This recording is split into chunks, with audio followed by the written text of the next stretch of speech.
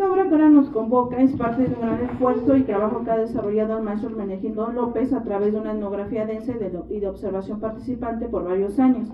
Son diversas las fuentes que maneja en sus libros, como un corpus de textos recopilados en lengua mixteca, la descripción minuciosa de diversos rituales que realizan los mixtecos, y a esto se suma el análisis de mitos y de un archivo fotográfico importante. El maestro Hermenegildo ha desarrollado su carrera académica, la cual fue construyendo primero por su paso por la Escuela Nacional de Antropología e Historia, cuando estudió la licenciatura en Historia. Posteriormente continuó con sus estudios de maestría en el programa de estudios mesoamericanos en la Universidad Nacional Autónoma de México, y actualmente realiza sus estudios de doctorado en el mismo programa. Su línea de estudio se ha perfilado al área de la costa oaxaqueña, enfocándose al estudio de la cosmovisión y vida ritual de los mixtecos de Pinotepa Nacional. Sus investigaciones, como ya lo mencionará la doctora Laura Rodríguez, han sido muy novedosas por varios motivos.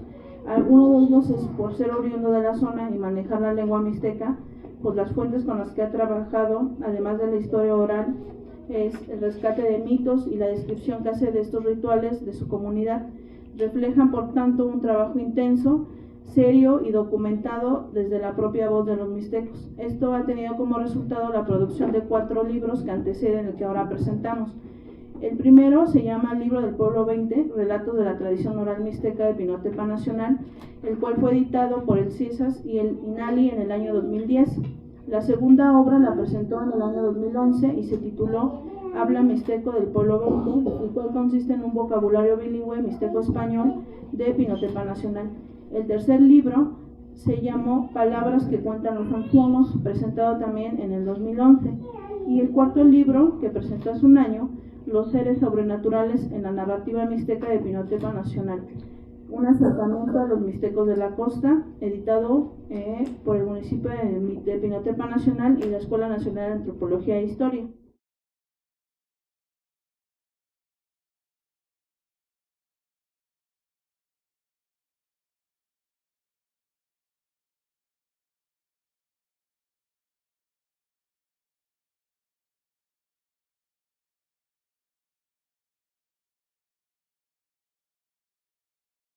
Creo que Hermenegildo desde muy pequeño, siento yo, tenía ese afán por escribir y escribir sobre todo en su lengua.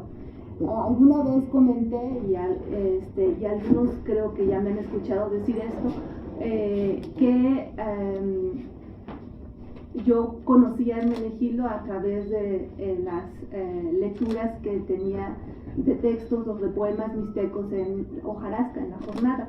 Y después cuando me lo encuentro en la ENA como alumno y me dice soy Hermenegildo López, eres tú el que escribes en hojarasca, me emocioné tanto de tenerlo como alumno en ese sentido. Entonces creo que ya desde entonces Hermenegildo pues tenía esa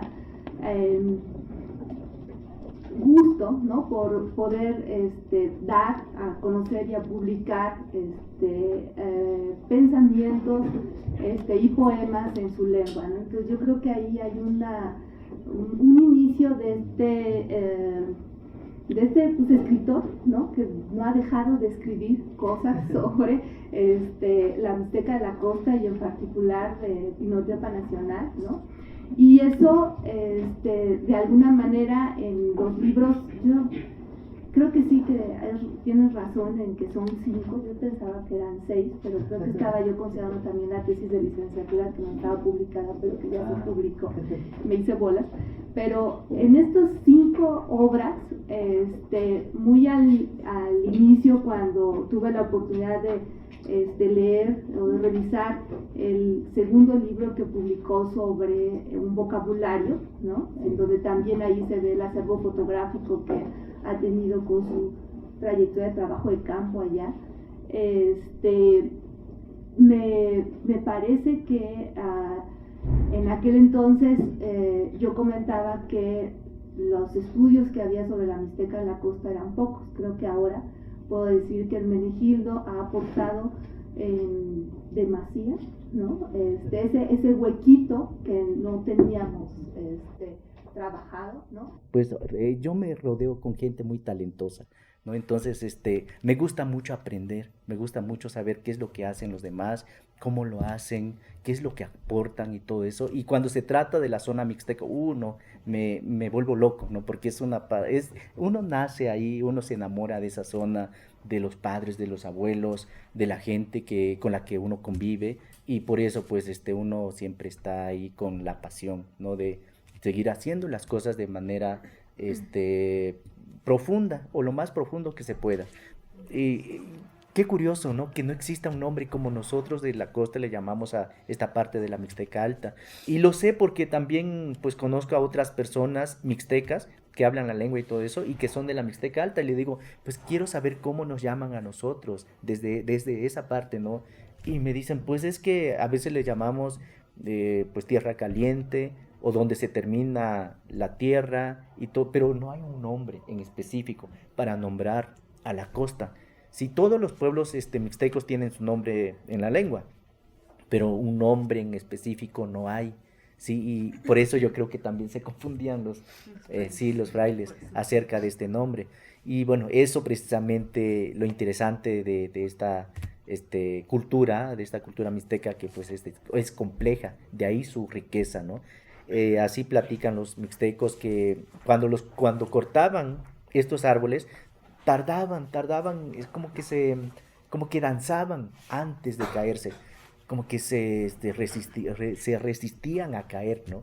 Porque eran árboles sagrados de la lluvia, ¿no? Entonces, esos árboles estaban llenos, había abundancia en Yucutunduti, que es el cerro sagrado donde se hacen rituales de petición de lluvia en este momento, ¿no? Está entre las rocas, en realidad no es un cerro muy alto, es una pequeña lomita en donde entre las rocas cuentan los ancianos que hay un Cristo de oro que pusieron los antiguos sacerdotes mixtecos en época colonial, ¿no? Como sabían que era un cerro sagrado, pues decidieron poner un objeto católico, ¿no? Como para que se volviera o se siguiera respetando, ¿no? Y ahí está ese Cristo. ¿Y por qué saben que está ahí?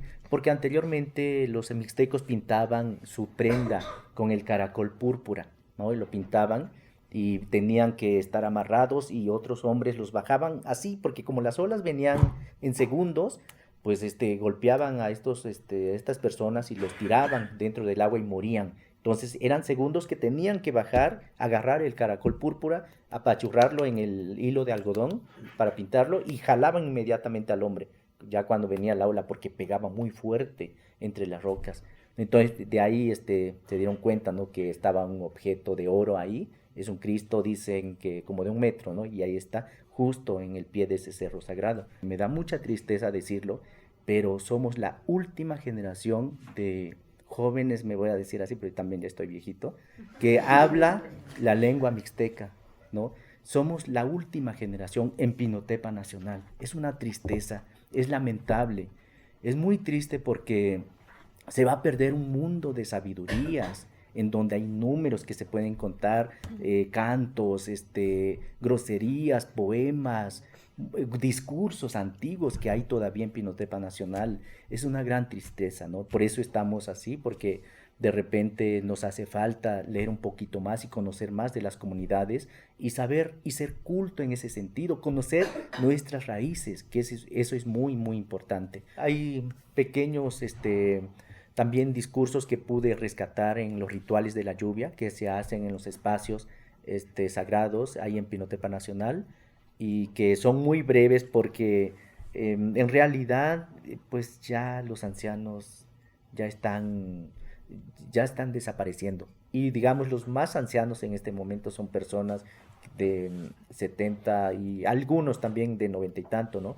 Pero los más grandes ya murieron, ¿no? Y lástima que no pudimos recolectar más discursos, porque hay muchísimo. Porque, por ejemplo, para casamiento hay uno, para las fiestas religiosas hay también otro, ¿no? Y eso es lo importante de seguir investigando y encontrar cosas que sirvan para la población en general, no solo para los que sean mixtecos, también para los que no son mixtecos, porque de esa manera pues vas enriqueciendo tu mente, vas nutriendo tu mente, y te vas sintiendo más orgulloso de ser mixteco, de ser indígena, de ser mexicano, porque pues los mixtecos somos mexicanos y los mexicanos también son indígenas. Gracias.